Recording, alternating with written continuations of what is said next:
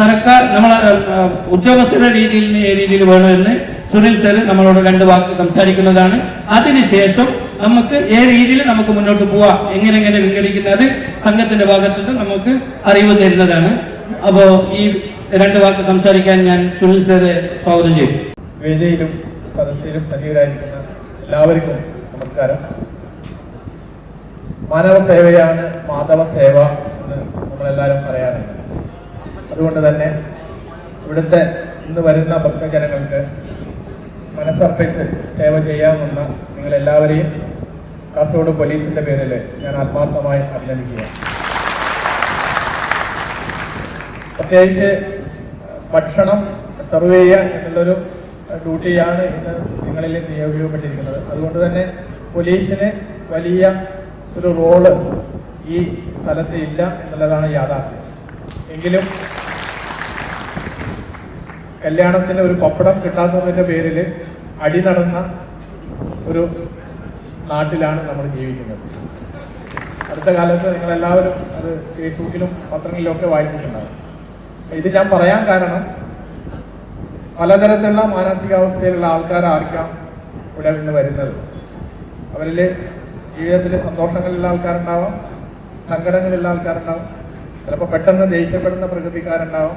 അങ്ങനെ പലതരം സ്വഭാവ രീതികൾ പുലർത്തുന്ന പല തരത്തിലുള്ള പല സ്ഥലങ്ങളിലുള്ള ആൾക്കാരായിരിക്കാം ഇവിടെ വരുന്നത്. അപ്പോൾ അവരുടെ വികാരങ്ങളോ വിചാരങ്ങളോ നമ്മളെ ഒരിക്കലും ബാധിക്കാൻ പാടില്ല. അവർ നമ്മുടെ അതിഥികളാണ്. അതിഥി ദേവോ ഭവ എന്ന ഒരു ആപ്തവാക്യമാണ് നമ്മുടെ ഭാരതത്തിൻ്റെ സംസ്കാരം. അതുകൊണ്ട് അതിഥികളെ മനസ്സറിഞ്ഞ് അവരെ സന്തോഷിപ്പിക്കുക എന്നുള്ളതാണ് നമ്മുടെ ഉത്തരവാദിത്യം. അവർ ചിലപ്പോൾ പ്രകോപിതരാകാം, ചിലപ്പോൾ സമയത്ത് ഭക്ഷണം കിട്ടിയില്ല എന്നുള്ളതിന് ചിലപ്പോൾ ദേഷ്യപ്പെടാം. എന്തൊക്കെ ആയാലും ഇന്നത്തെ ഒരു ദിവസം ഇതൊന്നും നിങ്ങളെ ബാധിക്കുന്നതല്ല. മൗനം വിദ്വാനുഭൂഷണം എന്ന രീതിയിൽ കുറച്ച് സംസാരിച്ച് കൂടുതൽ പ്രവൃത്തി ചെയ്ത് നല്ല രീതിയിൽ ഇന്നത്തെ ഒരു ദിവസം കടന്നു പോകട്ടെ.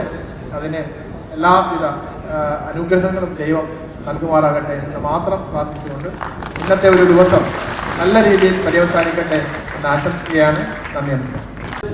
നമ്മൾ എവിടെ വന്നിട്ടുണ്ടോ ആ കാര്യങ്ങൾ നല്ല ഭംഗിയായി നടത്തി ഇന്ന് വൈകുന്നേരം പോകുമ്പോൾ നമ്മൾ കളിയാട്ടത്തിൽ ഏത് നല്ല സ്വപ്നങ്ങൾ നമ്മൾ കാഴ്ചവെച്ചിട്ടുണ്ടോ അതേ രീതിയിൽ മുന്നോട്ടും പോകുന്ന രീതിയിലായിരിക്കണം നമ്മുടെ ഓരോ സേവനങ്ങളും എന്നത് ഒന്നും കൂടി ഓർമ്മപ്പെടുത്തിക്കൊണ്ട് ക്ഷേത്രത്തിന്റെ ഭാഗമായിട്ടുള്ള നിർദ്ദേശങ്ങൾ തരാൻ വേണ്ടി ദിനേശ് അവരുകളെ ക്ഷണിക്കുന്നു.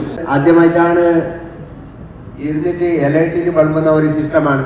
അപ്പൊ ഇന്ന് പ്രാരംഭമായത് കൊണ്ട് ഇന്ന് ഏത് രീതിയിൽ നടക്കുന്ന ആ രീതിയിലാണ് ഇനി വരുന്ന 10 ദിവസങ്ങൾ ആ രീതിയിലായിട്ടുണ്ടാവും നടക്കുന്നത്.